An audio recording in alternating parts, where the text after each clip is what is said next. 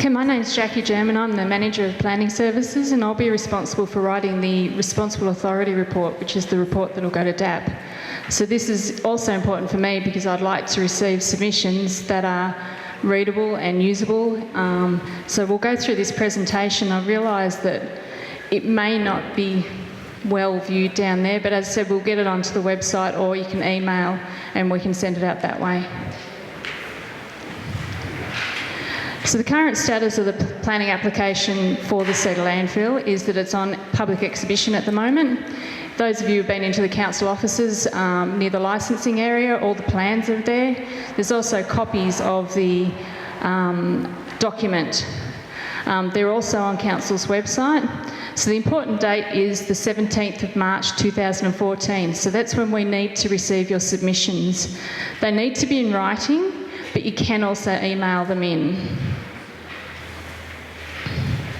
So we also notified all the nearby landowners directly by letter, and anybody who had indicated in previous meetings that they'd like to be notified when the application went on exhibition, we also have done that.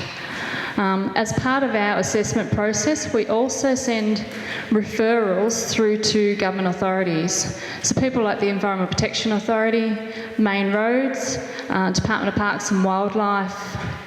There's probably about a list of about 15 or 20 government authorities that we will consult with throughout this process. So the main purpose of this meeting is to talk about how to make a submission. So the important thing is to be nice and clear and concise. So give your submission a title, state whether you support or oppose the application. We need those reasons why. So dot points are always good, nice and clear, and state anything that you might like to see. So if you're not completely in opposition to the proposal, maybe you'd like to say, well, I'm not completely in opposition, but I'd like the road upgraded, for example.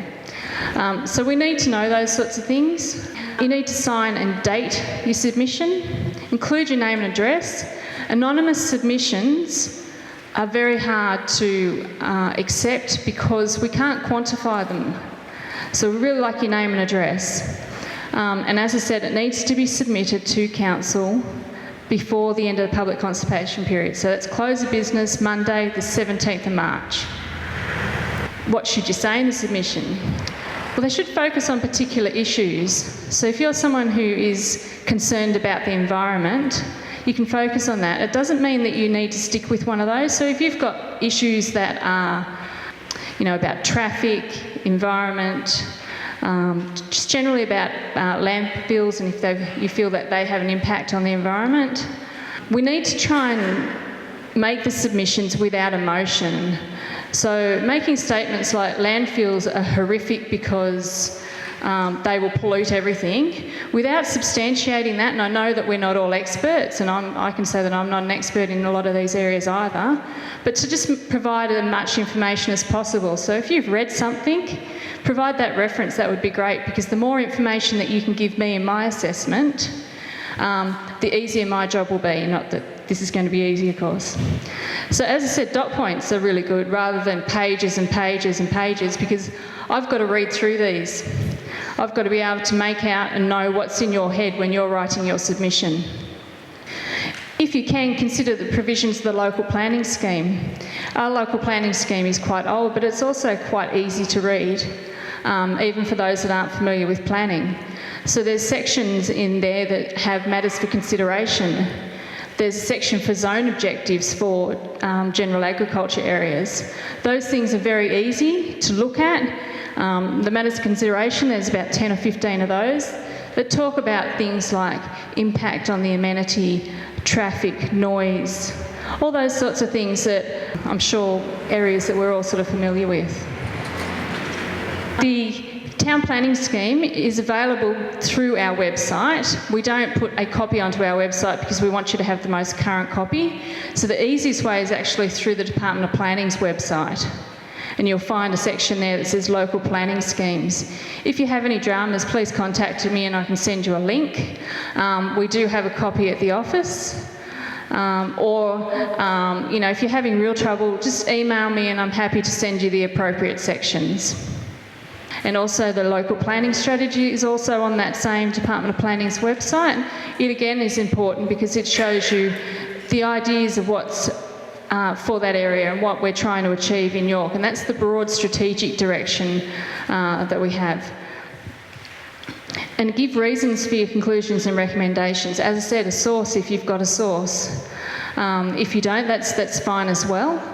But maybe, you know, someone's a truck driver and they know that they're using that road a lot and they have certain concerns specifically to do with that road, or you know, someone's had some experience elsewhere. We all have life experiences that will be able to contribute to this process. But just make sure that it's relevant and, again, without emotion, because they're the ones that we can really consider and provide a good assessment on.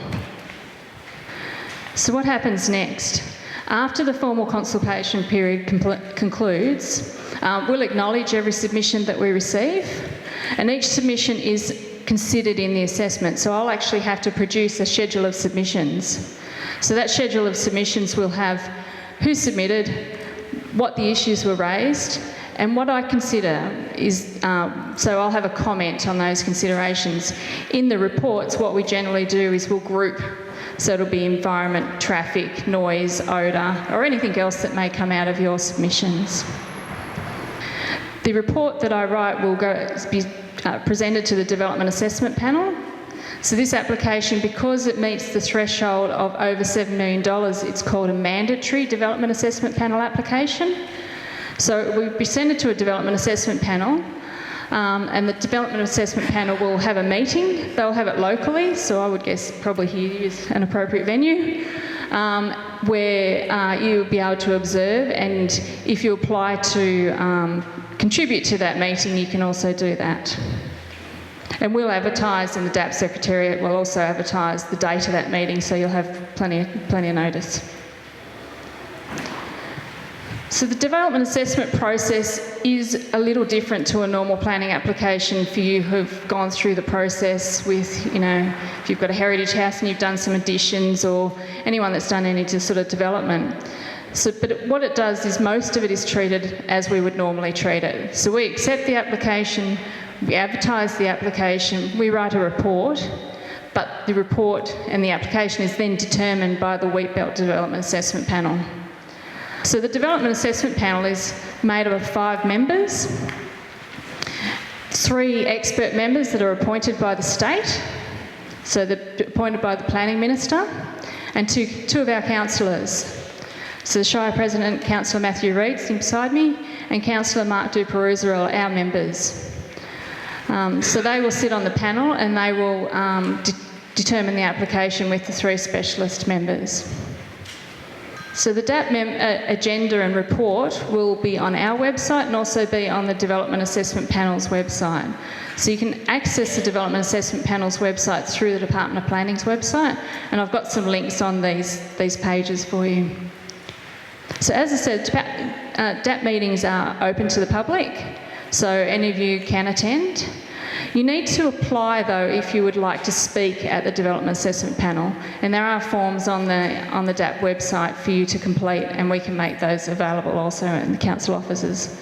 So those people who make a submission may also be called on in the DAP meeting. So if you're attending the DAP meeting and they have a particular question on a submission that you've made, they may call on you. I'm not sure, we haven't been through this process before, and I'm not sure how common that is, but that's the information provided to us. And so each DAP member present has 1 vote. So if the 5 members are present, obviously it'll be a 5-vote decision. As in all planning applications, decisions can be challenged, but they don't have a third-party appeal in Western Australia here. I'm from New South Wales and we do have third-party appeal, but here the appeal could only be made by the applicant if they disagreed with the decision.